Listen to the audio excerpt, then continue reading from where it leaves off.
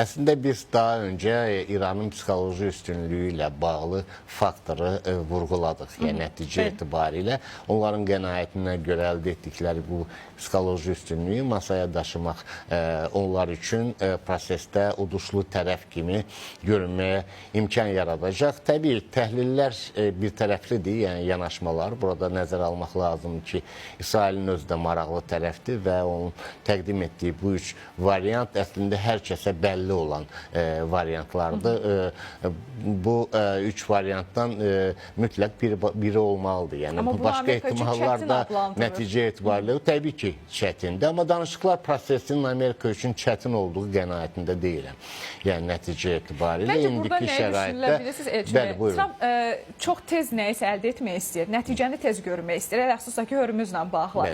Yəqin ki, danışıqlar prosesinin davam etməsi, bir qədər də prosesin uzanması Trump üçün çətin ola bilər. Çünki anında nəticə istəyir Trump. Təbii ki, anında nəticə istəyir, amma bu nəticəyə anında nail olmaq mümkün deyil. Bu artıq bütövlükdə bu prosesdə mahiyyət etibarilə ortaya çıxdı. Hətta orada elə detallar var ki, danışıqlar prosesində fundamental əhəmiyyət kəsb etməsə də onlar da kifayət qədər ziddiyyətli detallardır. Bu sanksiyaların aradan qaldırılması ilə bağlı məqamlardır. İrana aktivlərinin qaytarılması ilə bağlı məqamlardır. Təbii ki, bütün bunların özü belə Amerika Birləşmiş Ştatlarının bir tərəfli qaydada qəbul edə biləcəyi qərarlar siyasına daxil deyil. Çünki sanksiyalar təkcə Amerika Birləşmiş Ştatları tərəfindən tətbiq olunmayıb. Yəni, digər Birləşmiş Millətlər Təşkilatının da tətbiq etdiyi sanksiyalar var. Onların aradan qaldırılması istiqamətində qərarın verilməsi də yenə də Amerika Birləşmiş Ştatlarının tək başına qəbul edə biləcəyi, ata biləcəyi addım deyil. Hətta aktivlərin qaytarılması ilə bağlıdır. Yəni, aktivlərin bir hissəsi sonradan deməli, dondurulan aktivlərdir. Amma eyni zamanda deməli, İranda indiki rejim hakimiyyətə gəldikdən sonra çevrilişdən və inqilabdan daha doğrusu onlar belə adlandırırlar. Deməli, dondurulan aktivlər var ki, həmin aktivlərin bir hissəsində birbaşa olaraq İrana malik olduğu, sahib olduğunu söyləmək qənaətimə görə doğru olmazdı. Çünki oraya yatırılan investisiyalar var idi. Həmin zaman kəsiyində indiki hakimiyyəti ələ keçirdikdən sonra neft sektorunu, enerji sektorunu milliləşdirdi və nəticə etibarilə ora dünyanın bir sıra ölkələrinin, o cümlədən də Böyük Britaniya şirkətlərinin yatırdığı yatırımlardan deməli söhbət gedir indiki şəraitdə. Onlarla bağlı qərarın qəbul edilməsi belə də yenə də Vaşinqtonun deməli, tək başına qəbul edəcəyi qərarlar siyasına daxil deyil. Situasiya kifayət qədər mürəkkəbdir. Yəni, biz birbaşa qırmızı xətlərlə bağlı fikirləri söyləyirik. Bu ziddiyyətlər açıq meydandadır, açıq şəkildə görünür. Amma məsələnin hətta texniki tərəfləri ilə bağlı olan məqamlar ki var, onlar haqqında da, onlar barəsində də qısa müddət ərzində razılaşmaların əldə ediləcəyi və Birləşmiş Ştatların bununla bağlı tək başına öhdəlik götürəcəyi inandırıcı görünmür. Bəqaidən də bir açıqlama var idi. Əslində biz bayaq bir neçə bəyanatı təqdim etdik. Digər bir açıqlamanı da istəyirəm nəzərinə çatdıraq tamaşaçılarımızın. Burada isə İran Xarici İşlər Nazirliyinin sözçüsü qeyd edir ki, bu diplomatik prosesin uğuru ambisiyalı və qeyri-qanuni tələblərdən çəkinmək, habelə İranın hüquqlarının və qanuni mənafelərinin qəbul edilməsindən asılıdır. Yəni, burada da İran tərəfi öz mövqeyindən çıxış edir. Qeyd edilir ki, qeyri-qanuni tələblərdən çəkinmək. Burada qeyri-qanuni tələblər məsələsi qənaətimə görə hər iki tərəfə aid olan amillərdir və məsələyə nüvə tərəfinə qayıtmıram. Konkret olaraq Hörmüz boğazı ilə bağlı məqamı götürək. Yəni, eyni zamanda qəbul edək ki, İrana münasibətdə beynəlxalq hüququn norma və prinsipləri pozulub, suverenliklə bağlı ciddi təhdidlər yaradıb. Amma bu məsələyə də yenə düşünürəm ki, Birləşmiş Millətlər Təşkilatının nizamnaməsi çərçivəsindən yanaşsaq, nüvə təhlükəsini bir təhdid kimi qəbul edən region dövlətləri də var.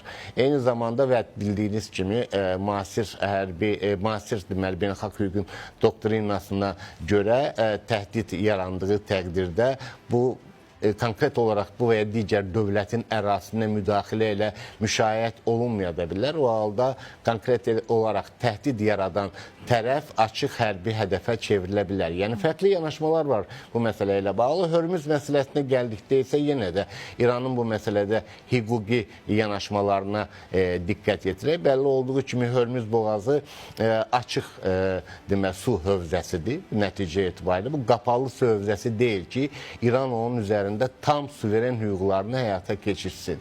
Yəni baxımdan da bəlli olduğu kimi qapalı su hövzələri orta xətt prinsipi əsasında bölünür və dövlətlərin ərazilərinə daxil edilir. Amma Hörmüz boğazı açıq su hövzəsidir və beynəlxalq dəniz konvensiyasına görə də heç bir halda o İranın deməli ərazi suları ərazisi sayıla bilməz. Bu yanaşmanın özündə belə İran tərəfindən sərgilənən mövqe hüquqa ziddir. Amma nəzərə alası bu gün beynəlxalq hüquq işləmir və nəticə etibarilə həm İrana münasibətdə işləmir, həm İranın proseslərə münasibətində qətiyyən beynəlxalq hüquqa istinad edilməsi doğru deyil. Çünki bu məsələlərdə biz proksilərlə bağlı məsələləri də nəzərə salsaq, İranın proksiləri bölgə dövlətləri üçün ciddi təhdidlər yaradır. Bunun özü də beynəlxalq hüquqa zidd olan nəticə etibarilə davranışlardır. Bu baxımdan İran tərəfinin də hüquqi tərəfdən məsələlərə yanaşması qənaətimə görə indiki halda reallıqları tam şəkildə əks etdirmir. Elçin bəy, özünüz də vurğuladınız ki, hüquq işləmir. Faktiki olaraq vəziyyətə baxsaq. Amma onlar hüquqa istinad edirlər. Məsələnin mahiyyəti bundan ibarətdir. Qeyri-qanuni məsələsindən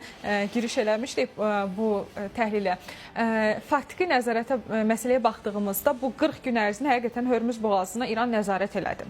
Və Trumpın özünün də dediyi kimi əlində çox güclü alət olaraq istifadə elədi və hələ də istifadə edir danışıqlar məsələsində də.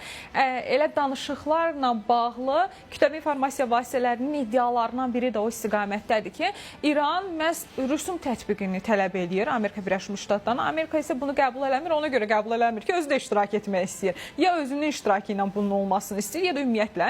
Yəni biz danışırıqsa ki, açıq su hövzəsidir, İranın hüququ yoxdur. Amerika Birləşmiş Ştatları isə digər bir ərazidə ümumiyyətlə bura müdaxiləsi. Heç kimin hüququ yoxdur nəticə etibarilə. O zaman Amerika Birləşmiş Ştatları necə bir manevr eləməlidir ki, bu məsələ ilə bağlı qazançlı çıxsın? Əslində bütün bunlar əgər biz məsələyə daha bir tarixi nöqteyə nəzər diqqət yetirsək, bu karvan yollarını kəsən quldur dəstələrinin davranışlarına oxşuyur. Yəni, nəticə etibarilə heç bir tərəfin davranışı hüquqa uyğun gəlmir və indiki halda bəllidir ki, Hörmüz boğazı və bütövlükdə nəqliyyat dəhlizləri üzərində, xüsusilə də enerji resurslarının daşındığı ərazilər üzərində nəzarətin həyata keçirilməsi Amerika Birləşmiş Ştatlarının hədəfində dayanan əsas prinsiplərdən biridir. İndiki halda isə biz bir neçə ssenariyə məsələni bölə bilərik, istiqamət müəyyənləşdirə bilərik. Yəni, Hörmüzlə bağlı razılıq əldə olunur. Birləşmiş Ştatlarla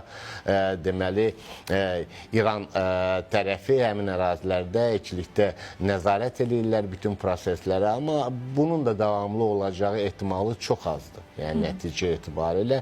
Bu da prosesin hansısa mərhələsində yeni problemlərin ortaya çıxmasına zəmin yarada bilər və yaxud Körfəz dövlətləri, bölgə dövlətləri məhz bu yanaşmadan, rüsum yanaşmasından razı qalmayaraq alternativ vasitələr seçə bilərlər və özlərinin enerji ixrac infrastrukturunu genişləndirmə ehtimalı da var. Bu istiqamətdən təbii danışıqlar da başlayıb.